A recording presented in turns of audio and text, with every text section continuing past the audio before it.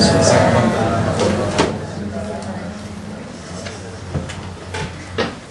그리스도께서는 교회를 사랑하셔서 당신 자신을 희생하심으로 교회를 세우시죠. 그리고 그 교회를 양육하신다라고 말씀하십니다.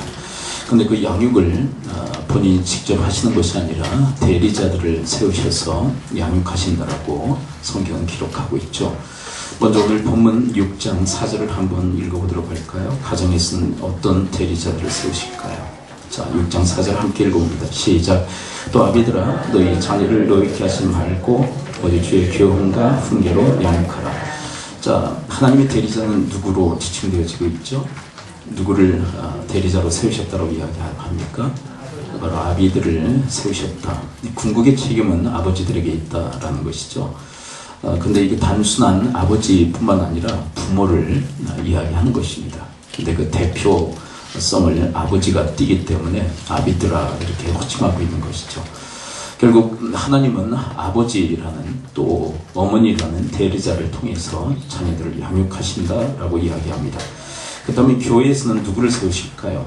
교회는 성도들을 양육하고 또 그들을 세우시기 위해서 누구를 세우실까요? 4장 11절을 함께 한번 읽어보도록 할까요? 4장 11절 또 12절에 보면 교회를 양육하시기 위해, 성도를 양육하시기 위해서 바로 이런 사람들을 세우십니다. 자, 4장 11절 12절 함께 읽어봅니다. 시작.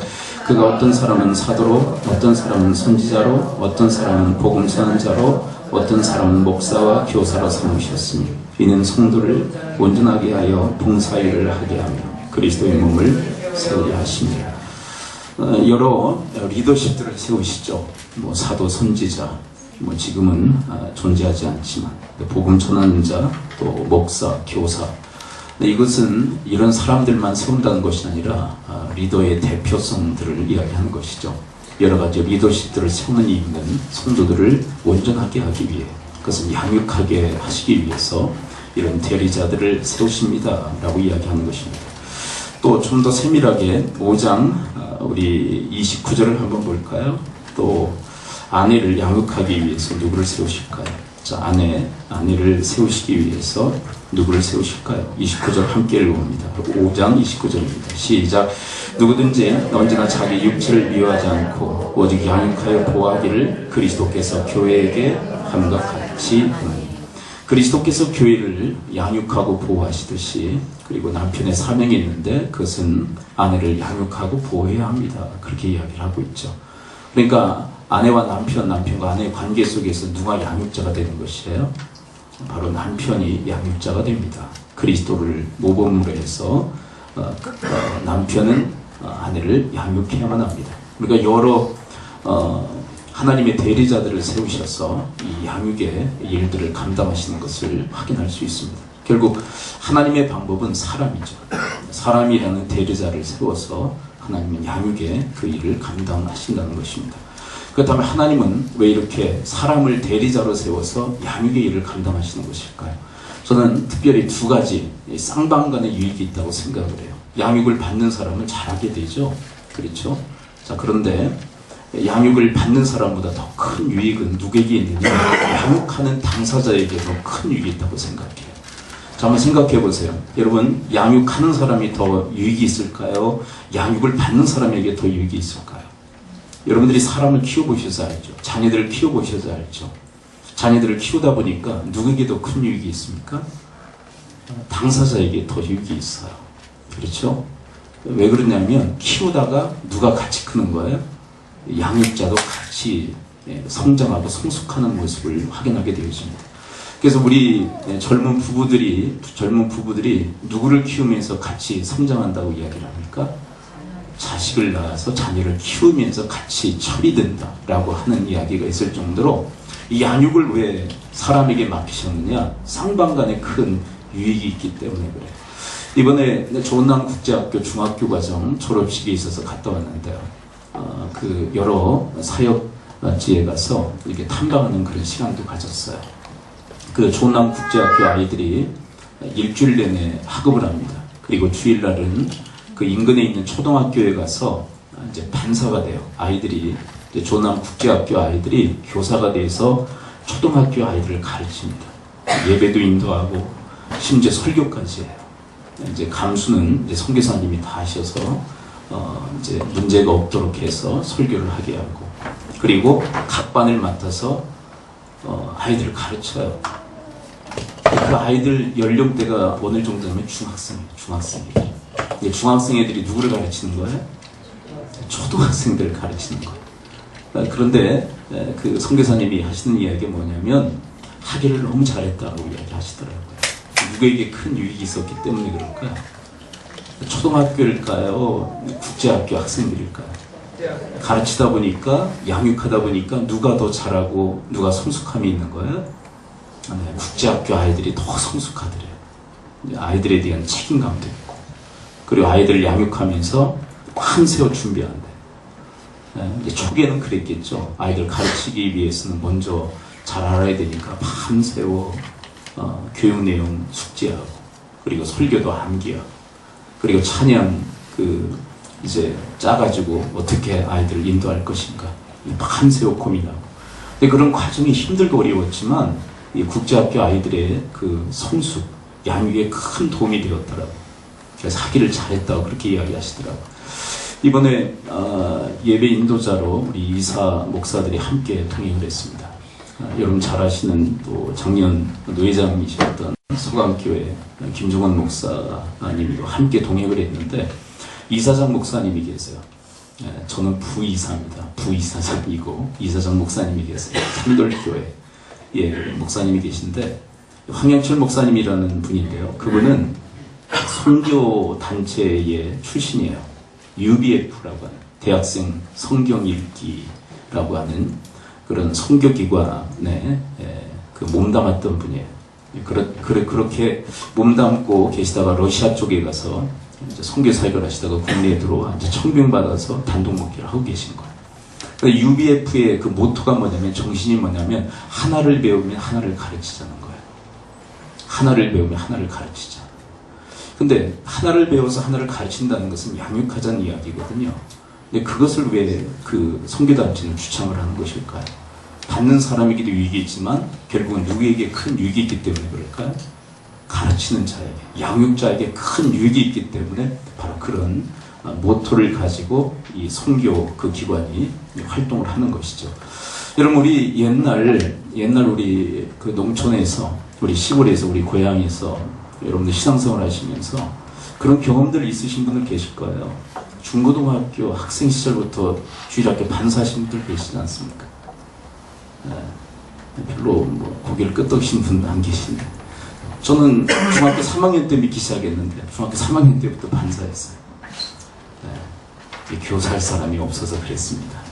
그런데 누구에게 큰 유익이 있었느냐? 저에게 얼마나 큰 유익이 있었는지 공부를 가르쳐야 되는데 밤새워 준비해서 아이들 가르치고, 중학교 3학년 때부터 반사 일을 했어요. 아이들 가르치면서 얼마나 저에게 큰 은혜가 돼요. 또 제가 신앙 성숙하는데 얼마나 많이 도움이 되는지 몰라요. 그래서 결론은 뭐냐면, 하나님은 왜 하나님의 대리자들을 세워서 그 양육의 그 책무를 감당케 하시는가? 그래서 쌍방간에 큰 유익이 있기 때문에. 특별히 누구에게 큰 유익이 있습니까? 당사자에게, 양육하는 바로 그 사람에게 큰 유익이 있는 줄 믿습니다. 우리 교회도 시작이 멘토링을 상당히 강조를 했었죠. 근데 지금 전체적으로 다 지금 중단한 상태예요. 내가 배운 것, 내가 받은 것 이렇게 전하자라는 그런 모토 가운데 시작되어졌는데, 이번에 우리 목사님들과도 그런 심각한 이야기들을 함께 나눴어요. 받은 것을 전하면서 양육의 그런 시스템을 우리가 왜 제대로 못하는가. 근데 이 산돌교회, 아까 말씀드렸죠. 이사장 그 목사님 그 교회에서도 받은 것을 전달하는, 그러니까 UBF에서 그 선교하는 그 방식으로 교회에서 적용하려고 하는데 또 안 된대요. 거기도 1대1로 받은 것을 전하려고 하는, 이게 우리 교회로 치면은 멘토링 사역이 거기 잘 안 된대요. 목사님, 저희 교회도 잘 안 됐습니다. 그러면서 여러 가지 이야기를 나누면서 3가지 이야기를 했어요. 왜 안 되는가? 첫째는 뭐냐면, 우리 성도님들이 너무 평신도의식이 너무 강하다는 거예요. 이 평신도의식이 강하다는 것은 뭐냐면, 우리가 뭘 할 수 있겠느냐라는 이 부정적인 식이 너무 강하다는 거예요. 말씀을 가르치고 양육하는 것은 목사가 하는 일이지 우리는 할 수 없다라는 그런 평신도 부정의식이 너무 강하다는 것. 두 번째는 엉뚱한 것을 전해서 문제를 일으키는 경우. 그렇죠. 이걸 하셔야 됩니다. 이걸 전하십시오 그랬는데 사견을 얘기한다든지 엉뚱한 거 다른 데서 배워서 얘기한다든지 그러면 질서가 완전히 엉망이거든요. 그래서 그것 때문에 실패를 보고 세 번째는 뭐냐면 이제 성도님들이 무슨 생각을 하냐면 나를 목사가 상대해야지 왜 똑같은 성도들이 상대하느냐라는 그런 의식들이 너무 강하다는 거예요. 목사를 나를 상대로 해서 나를 양육하고 나를 가르쳐야지 왜 평신도가 나를 가르치느냐 그 의식이 너무 강하다는 거예요. 이 세 가지 깨지 않는 한 우리가 서로가 서로를 양육하는 이 시스템이 완성되어지는 것은 불가하다는 거예요. 그런데 여러분 하나님 말씀을 전하고 양육하는 책무는 이 목회자에게만 해당하는 것이 아니라 우리 모두에게 해당하는 것인 줄 믿습니다. 여러분 양육의 책무는 우리 모두에게 주신 하나님의 사명인 줄 믿습니다. 아멘이 없으시나요? 여러분 우리에게는 다 양육의 책무가 있어요. 여러분 가정에서 자녀 양육의 책무만 허락하신 것이 아니라 우리 교회에 영적 자녀를 낳고 영적 자녀를 양육하는 책무가 우리 모든 성도들에게 있는 줄 믿습니다. 그 의식을 가지고 있는 사람이 리더예요. 리더, 영적 리더. 그리고 질서대로 하시면 돼요. 이걸 하십시오. 그리고 여러분들이 저한테 문의를 하시면 돼요. 목사님 제가 이런 내용을 가르치려고 하는데 어떻습니까? 비밀로 은밀하게 하면 반드시 문제가 일어나요. 네, 다시요. 비밀로 은밀하게 하게 되면 반드시 문제가 일어납니다. 그래서 신천지나 이단 세력에서 성경 공부를 가르친 다음에 뭐라고 그래요? 절대 얘기해라, 얘기하지 말아라. 얘기하지 마라. 누구한테까지? 심지어 담임 목사님까지 얘기하지 마라. 비밀주의. 도대체 뭘 가르치는지 모르게. 그러면서 한 사람 한 사람 끌어가는. 근데 교회는요 공개적이어야 돼요. 다 오픈되어져야 돼요. 뭘 가르치는지. 여러분들이 정말 이걸 가르치고 싶다. 네, 1대1 멘티에게. 그러면 목사한테 정식으로 와서 목사님 이거에 대해서는 어떻게 생각하십니까? 그래서 허락. 여러분 하시겠다는데 여러분 건강하고 정상적인 내용을 가르치겠다고 그러는데 여러분 그것을 거절할 목사가 어디 있겠어요? 참 좋은 내용입니다. 하십시오. 그러면 허락 가운데서 하셔야 돼요. 그 다음에 세 번째, 여러분 평신도가 평신도를 가르치는 거 지극히 정상적인 것을 여기시면서 여러분 받아들이실 수 있게 되기를 축원을 드립니다. 처음에 그 분위기가 느껴져요. 평신도가 평신도를 멘토링으로 가르치게 하니까요 상당히 불만스러워하는 거예요. 목사가 나를 상대해야지. 평신도가 평신도가. 그래서 안 받아들이려고 해요. 근데 하나님께서 원하시는 것은 목사만이 아니라 우리 평신도들이 함께 이 양육의 사역을, 양육의 사명을 다 감당하기로 하세요. 아멘이십니까? 아멘. 여러분, 여러분들이 영적 자녀들을 다 낳아가지고 목사에게만 맡기면 어떻게 되겠어요? 한마디로 고아원이에요, 고아원. 그렇죠? 저는 뭡니까? 고아원의 원장.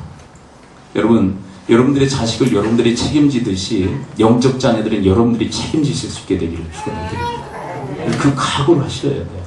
그래서 여러분들이 말씀 하나를 배우면 막 열정이 있어야 돼요. 열망이 있어야 돼요. 어떻게 해요? 이것을 전하고 싶다.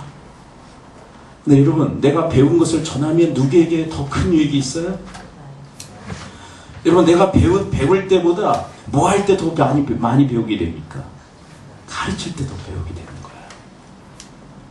근데 그 관계가 너무 약해요. 네, 하려고 했는데 그 몇 가지 이유 때문에 지금 거의 중지 상태에 있죠. 그래서 억지로 지금 추진하고 있죠. 근데 여러분들 마음속에 그런 열망이 있게 되기를 축원을 드립니다. 그 다음에 이 양육을 우리가 어떻게 감당할 수 있을까요? 이 양육의 원리가 있어요. 몇 가지 말씀드린다면 세 가지입니다. 첫째는 양육의 목적이 있어요. 도대체 뭘 목적으로 해서 양육하는가? 자, 우리 4장 양육의 목적입니다. 자, 양육을 어떻게 할 것인가? 목적을 분명히 하셔야 돼요. 4장 13절 함께 읽어봅니다. 4장 13절. 자, 4장 13절 함께 읽어봅니다. 4장으로 들어가서요. 시작. 우리가 다 하나님의 아들을 믿는 것과 아는 일에 하나가 되어 온전한 사람을 이루어 그리스도의 창성한 분량이 충만한 데까지 이르니. 여러분, 양육의 목적은 창성한 그리스도인 줄을 믿습니다. 이게 뭐냐면 성숙한 그리스도가 우리의 표지가 되는 거예요. 그 다음에 성숙한 그리스도는 어떤 모습일까? 자, 3장에 가서요. 3장, 이 에베소서에서 다 찾았으면 좋겠어요. 에베소서 3장, 우리 18절, 19절을 함께 읽어볼까요? 자, 에베소 3장 18절, 19절. 자, 함께 읽어봅니다. 3장 18절, 19절. 창성한 그리스도의 분량이 나와요. 18절, 19절 함께 읽어봅니다. 시작. 너희 모든 성도와 함께 지식에 넘치는 그리스도의 사랑을 알고 그 너비와 길이와 높이와 깊이가 없다함을 깨달아 하나님의 모든 충만하신 것으로 너에게 충만하게 하시기를 구하노라. 자, 그리스도의 창성한 분량이 뭐냐면 그분은 넓은 분이에요. 그분은 길고 그분은 높고 그분은 깊은 사랑의 존재인 줄을 믿습니다. 이 그리스도를 목적으로 해서 우리가 함께 자라간다는 것이, 양육자도 자라고 또 양육을 받는 사람들도 함께 자라는 것이에요. 목적이 분명해야 돼요. 여러분, 그리스도의 창성한 분량에 이르기까지 함께 자라는 여러분과 제가 될 수 있게 되기를 축원을 드립니다. 창성한 분량이 뭐예요? 똘다는 거예요. 여러분, 우리는 너무나도 많은 차이가 있죠. 다르죠. 그것을 용납하고 수용하는 게 너무 힘들고 어려워요.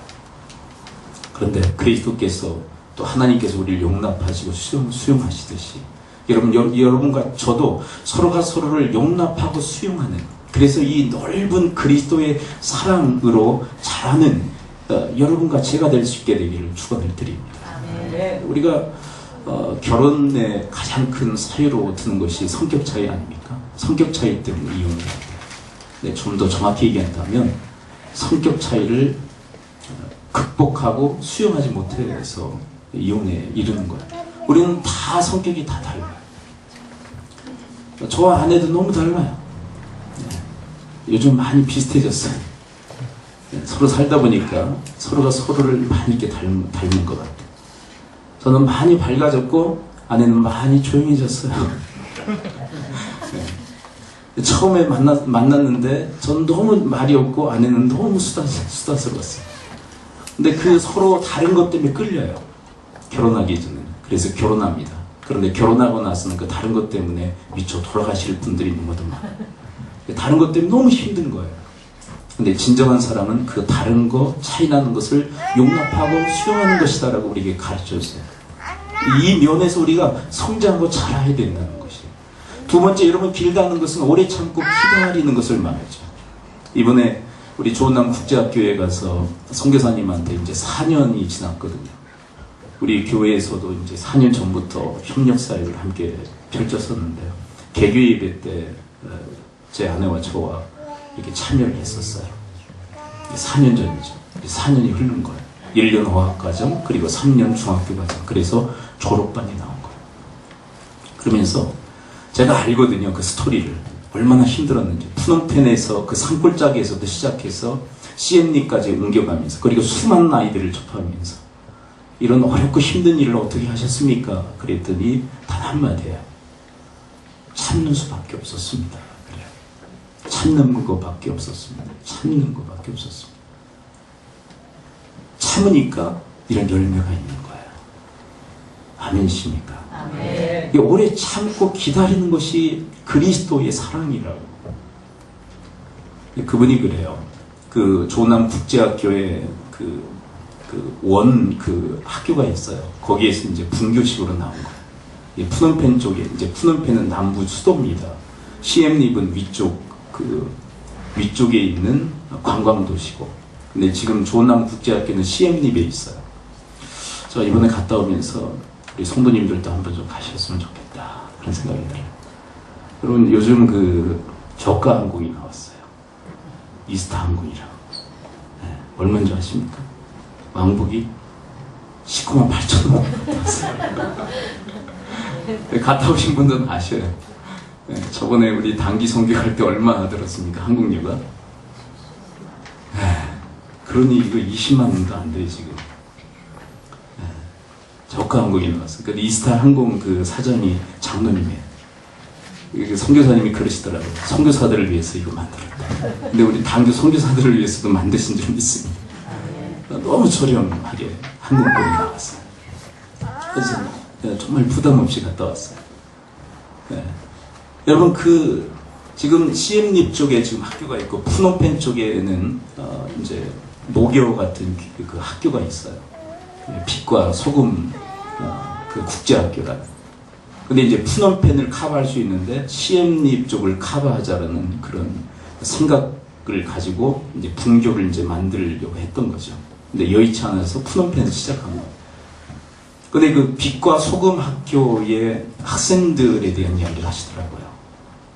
근데 끝까지 지금 이제 졸업반이 나왔어요. 고등학교 졸업반이 나와서 우리 국내에 유학을 온 아이들까지 생겼어요.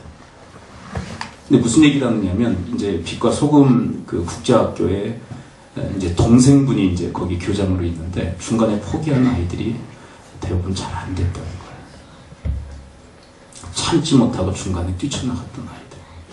참지 못하고 중단했던 아이들은 상당히 힘들고 어려운 지금 상태에 놓여 있다. 그렇죠? 아예 안 하는 게 낫지 중간에 포기하고 중단한 케이스의 아이들은 상당히 안 된 케이스들이 너무 많다. 그 얘기를 하시더라고요. 여러분, 하나님께서 우리에게 요청하시는 그리스도의 장성한 분량은 길다라는 의미처럼 오래 참고 기다리는 그리스도의 형상을 닮아가는 것인 줄 믿습니다. 우리가 인생을 살다 보면 무슨 일을 하다 보면 포기하고 싶은 때가 얼마나 많아요. 힘들고 어려우니까 놓고 싶죠. 중단하고 싶어요. 그러나 그리스도께서 끝까지 참으시고 끝까지 인내하시고 끝까지 기다려주시는 것처럼 여러분과 저도 오래 참고 기다림의 그런 주님의 형상의 사람들이 되실 수 있게 되기를 축원을 드립니다. 여러분, 그리고 그리스도의 장성한 분량이 뭡니까? 높다라고 얘기하세요. 여러분, 이 높다라는 것에 대해서는 우리가 수도 없이 살피지 않았습니까? 높다는 것은 뭐예요? 높은 차원의 그런 주님의 정신이라는 말씀드렸죠. 높은 차원의 가치. 그건 뭐예요? 여러분, 높은 차원의 가치는 받고자 한 대로 주는 것이에요. 여러분, 하나님께서는 우리에게 받고자 한 대로 주시는 분인 줄 믿습니다. 이에 대해서 마태복음 7장을 통해서 우리가 여러 번 우리가 말씀을 드렸죠. 마태복음 7장의 내용은 대부분 기도에 대한 내용이에요. 중간에. 그렇죠? 구하라, 찾으라, 문을 두드리라. 그리고 주실 것이요, 찾을 것이요, 열릴 것이다. 그리고 7장 12절에서 뭐라고 그러십니까? 그러므로 너희도 남에게 대접을 받고자 남을 대접하라. 그런데 앞뒤가 안 맞는 것 같아요. 이게 무슨 얘기냐면, 여러분, 하나님께서 우리에게 왜 기도 응답을 하시느냐는 거예요. 그것은 하나님께서 우리에게 받고자 하신 대로 우리를 대접하시는 거예요. 여러분, 하나님께서는 우리가 말씀에 응답하기를 바라시는 줄 믿습니다. 그런 것처럼 받고자 하신 대로 우리에게 어떻게 대접하시냐면 우리의 기도에 응답하신다는 거예요. 당신이 받고자 하신 대로 우리에게 대접하시는 거예요. 그러시면서 7장 12절에서 이렇게 이야기하십니다. 그러므로 너희도 남에게, 여기서 남은 누구를 의미하는 것일까요? 바로 하나님이에요. 내가 하나님께 받고자 한 대로 너희도 하나님을 대접하라. 하나님께 기도 응답 받기를 원하는 대로 너희들 말씀에 응답하라 라는 말씀으로 해석되어질 수 있는 거예요. 여러분, 하나님께서는 우리에게 그렇게 행해 주시는 줄 믿습니다. 우리에게 받고자 한 대로 우리에게 베풀어 주시는 거예요. 그런데 여러분, 이런 높은 차원의 사랑이 있는가 하면, 이런 장성한 그리스도의 분량의 사랑이 있는가 하면 낮은 차원의 사랑이 있죠. 반가 받기만을 바라요. 더 이상이 없어요. 받기만을 바라요. 근데 채워지지 않으니까 늘 원망과 불평과 그리고 성토의 인생을 살아가는 거예요.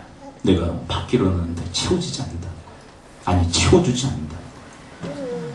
아버지 학교 사역만 이제 10여 년이 넘습니다. 많은 사례들을 이렇게 듣게 돼요.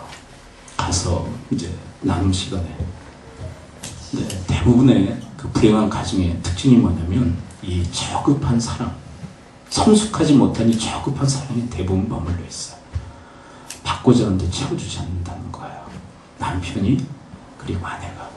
그래서 우리 가정은 이 모양이 꼴이라고.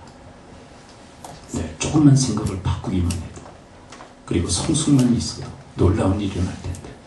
그래서 이 말씀을 묵상하면서 어떤 생각을 했냐면, 여러분, 받고자 한 대로 주는 사람은 장성한 사람입니다. 이 사람이 성숙을 지원합니다. 근데 여러분, 저급한 받고자만 하는 사람은요, 미성숙해서 다른 사람을 끌어내려요. 어떤 수준으로요? 자기 수준으로. 여러분, 높은 이 장성한 그리스도의 사랑을 본받아 여러분들이 다른 사람의 성숙도 지원하고 이끌 수 있는 그런 그리스도의 사람들이 되시기를 축원을 드립니다. 마지막 그리스도의 장성한 분량은 무엇입니까? 깊다라고 얘기하세요. 여러분, 깊다는 것은 우리를 깊게 이해하시는 사랑이에요. 그래서 예수님을 보내셨어요. 우리가 우리 스스로를 구원할 수 없음을 아셨어요. 그래서 우리를 구원하시기 위해서 예수님을 보내셨습니다.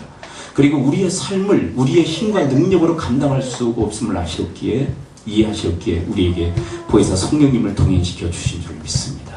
이것은 다 이해를 바탕으로 해서 이루어지는 주님의 사역이에요. 그런 것처럼 그 그리스도의 장성한 분량에 이르기까지 우리도 잘하기를 바라세요. 근데 여러분, 이것이 첫 번째 원리입니다. 우리가 양육의 목적이 뭔지를 알아야 돼요. 장성한 그리스도의 분량. 두 번째 아셔야 될 것은 뭐냐면 양육자들은 반드시 한 걸음 앞서 나가셔야 돼요. 자, 다시 한번 고백해 보겠습니다. 양육자는 한 발 앞서 나가야 됩니다. 저는 아버지 학교를 하면서 늘 퍼포먼스를 해요. 카운트다운을 하죠.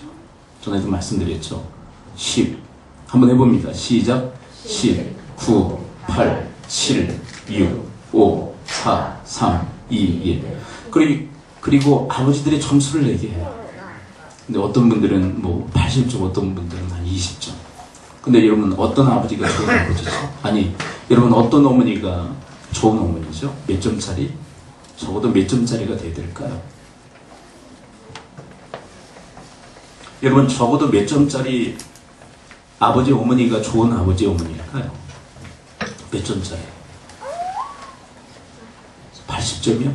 근데 제가 꼭 말씀드리는 건 뭐냐면 이게 우문이라는 거예요. 잘못된 질문이라는 거예요. 여러분, 잘못된 질문에는 제대로 된 대답이 나올 수 있을까요? 제대로 된 대답이 나올 수 없어요. 그게 무슨 얘기냐면 몇 점짜리가 중요하다는 게 아니에요.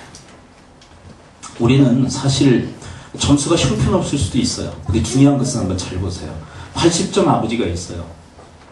기준을 확인하고 목적을 확인해 보니까 내가 적어도 80점이에요. 그런데 이 아버지는 주저앉아서 아무것도 안 해요. 자, 자기 만족에 빠져서 아무것도 안 해요. 그렇다면 이 아버지는 좋은 아버지입니까? 아닙니까? 적어도 좋은 아버지는 아니에요. 근데 20점 아버지를 생각해 보세요. 자기가 양육의 목적을 확인하고 기준을 확인해 보니까 20점밖에 안 돼요. 그런데 불행들이 일어나요. 그리고 그 목적을 향해서 끊임없이 중단 없이 그 목적을 향해서 나가요. 근데 1년에 조금밖에 좁혀 나가지 못해요. 힘쓰고 애쓰지만 쓰러지고 넘어지고 자빠져요. 그럼에도 불구하고 다시 일어나 한 번씩 웃고 그 목적을 향해서 계속 나가요. 이 아버지는 좋은 아버지입니까? 아닙니까? 좋은 아버지예요. 무슨 얘기냐면 양육자에게 필요한 것은 한 발 앞서 나가는 지도력이 필요하다는 거예요. 제가 좋아하는 말이 있어요. 한번 따라서 고백해 보겠습니다. 한 발 앞서면 지도자가 되고, 두 발 앞서면 개척자가 되고, 세 발 앞서면 창조자가 된다. 그것은 하나님과 복음과는 창조, 그건 아니고 창의력을 의미합니다. 여러분, 지도자에게 갖춰야 될 가장 중요한 덕목은 한 발 앞서 나가는 것인 줄 믿습니다. 결국 무슨 얘기냐면 자기를 양육의 일을 이끌어 나가야 된다는 거예요. 여러분, 이 시대에 왜 많은 아이들 그리고 많은 따르는 사람들을 노엽게 하느냐면 자기는 하지 않고 사람들에게 요청만 하기 때문이죠. 6장 4절을 함께 다시 한번 읽어볼까요? 여러분, 아비들, 양육의 그 대리자인 아비들에게 주님께서 긍정적 메시지뿐만 아니라 부정적 메시지 하나를 우리 언급하고 계시는데요. 6장 4절을 함께 읽어봅니다. 시작. 또 아비들아, 너희 자녀를 노엽게 하지 말고 오직 주의 교훈과 훈계로 양육하라. 여러분, 양육하라는 것은 긍정적 메시지지만 부정적 메시지 하나가 있어요. 그건 뭐냐면 노엽게 하지 말라는 거예요. 여러분, 그런데 자녀들이 언제 가장 노여워하는 줄 아세요? 이거예요. 자기들은 안 하면서 나만 하라고 그래요. 여러분, 자녀들에게 공부를 요청하신다면 부모님들도 그만큼은 공부하셔야 돼요. 그런데 자녀들이 노여워하는 가장 중요한 이유가 뭐냐면 부모들은 절대 공부하지 않으면서 자녀들에게는 드립다 공부만 시킨다는 것이죠. 자녀들을 위해서는 수십만 원짜리 책상을 안겨주지만 정작 자기를 위한 책상은 없어요. 공부하지 않는다는 것이죠. 근데 그걸 보면서 자녀들은 노여워한다는 것이에요. 말만 하기 때문에. 그래서 진정한 양육의 리더는요, 먼저 한 발 앞서 나가는 것이에요. 지금은 뭐 호불호가 분명히 갈라지는데요. 그 국민의당 그 안철수 씨 있죠. 뭐 그분에 대한 호불호는 다 갈라질 수 있다고 생각해요. 전 정치에 대해서 얘기하려고 하는 게 아니고요. 그분의 부모님에 대한 이야기를 하려고 해요. 부모님, 그 안철수 그분의 부모님은요, 공부해라라는 말을 한 번도 안 했대요. 공부하는 모습을 보여줬을 뿐이지. 이런 식이죠. 함께 공부하자, 이거죠. 함께 공부하자. 근데 이 시대, 우리 시대, 정말 공부 잘 해야 돼요. 맞아요. 공부 못하는 게 한여될 수가 없죠. 근데 자녀들에게 공부를 요청하지만 정작 부모들은 공부하죠.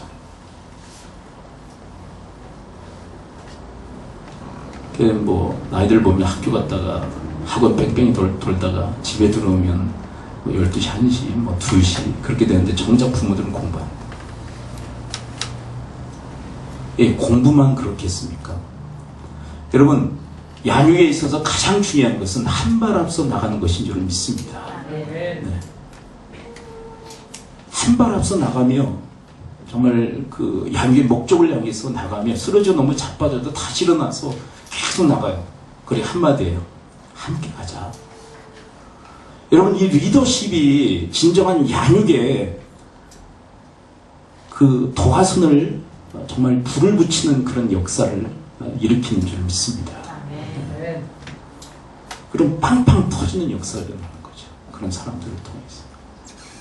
세 번째는 복종을 요청하셔야 한다. 양육자는 양육을 받는 사람들에게 복종을 요청하셔야 돼요. 왜냐하면 복종하지 않으면 절대로 양육은 불가하기 때문에 그래요. 이렇게 하십시오. 저렇게 하십시오. 본을 보이면서도 요청할 것은 요청하셔야 돼요. 여러분, 예수님께서 제자들을 양육하시는데 어떻게 하셨습니까? 복종을 요청하셨어요. 어떻게 해요? 따라서 고백합니다. 나를 따르라. 이거 뭐예요? 복종을 요청하시다. 따르는 제자들마다 뭐가 이루어졌어요? 제자 양육이 이루어진 것이에요. 근데 여러분, 성경 중에는 나를 따르라 했을 때 다 따랐을까요? 안 따르는 사람도 있을까요? 안 따르는 사람도 있었어요. 그 대표적인 인물이 누가복음에 등장하는 젊은 부자 간원이에요. 돈이 너무 많아요. 주님께 질문을 아주 멋진 질문을 하죠. 어떻게 해야 영생을 얻으리까? 율법을 다 행하라.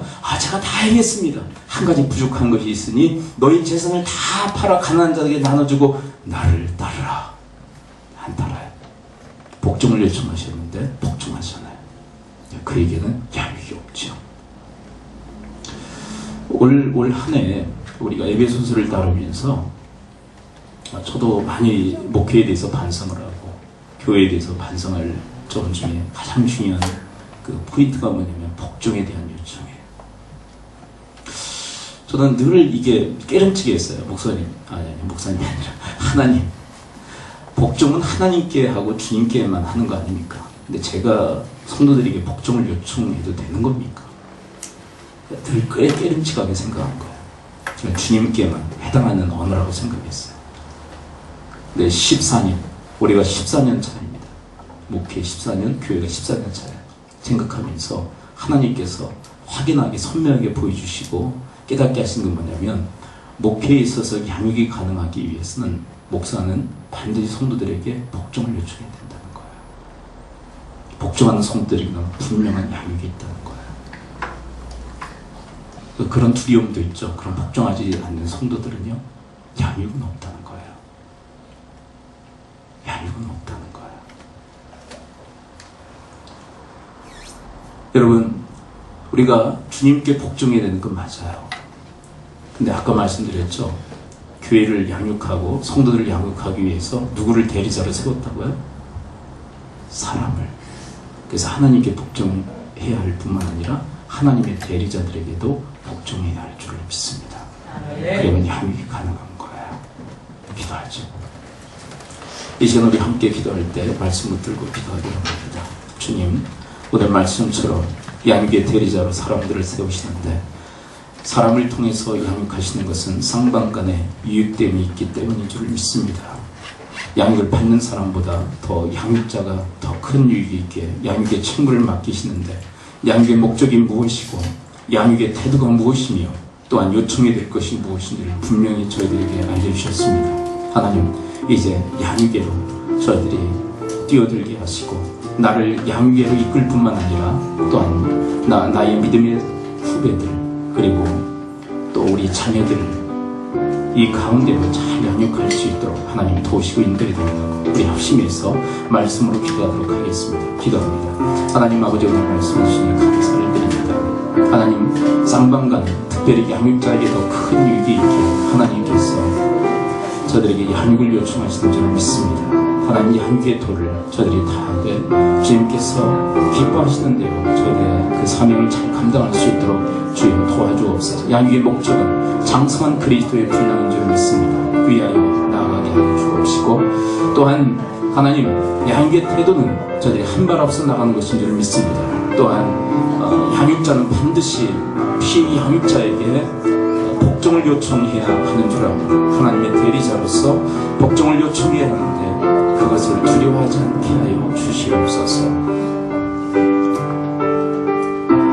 마라나타 주 예수여 어서 오시옵소서. 땅의 모든 길 모든 족속 주를 찬송하게 하소서. 마라나타 주 예수여 어서 오시옵소서. 모든 열방이 주께 돌아와 춤추며 경배하게 하소서. 우리 주님 다시 오시기를 만들자. 십자가를 들고 땅끝까지 우린 가리라. 우리 주님 하늘 영광 온 땅 덮을 때 우린 땅끝에서 주를 맞으리. 마라나타 마라나타 아멘. 주 예수여 오시옵소서. 마라나타 마라나타 아멘. 주 예수여 오시옵소서.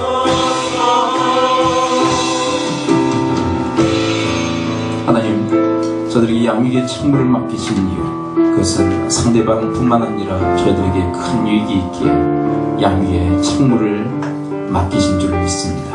하나님, 대리자로서 양육의 목적을 분명히 하게 하여 주옵시고 한 발 앞서 나가는 영적 리더십이 있게 하시고 그리고 주님의 대리자에게 두려운 마음 없이 복종을 요청할 줄 아는 그런 저희들 또한 되어지도록 주님 저희들을 붙드시고 인도하여 주옵소서. 예수 그리스도의 이름으로 축복하며 기도하옵나이다. 아멘.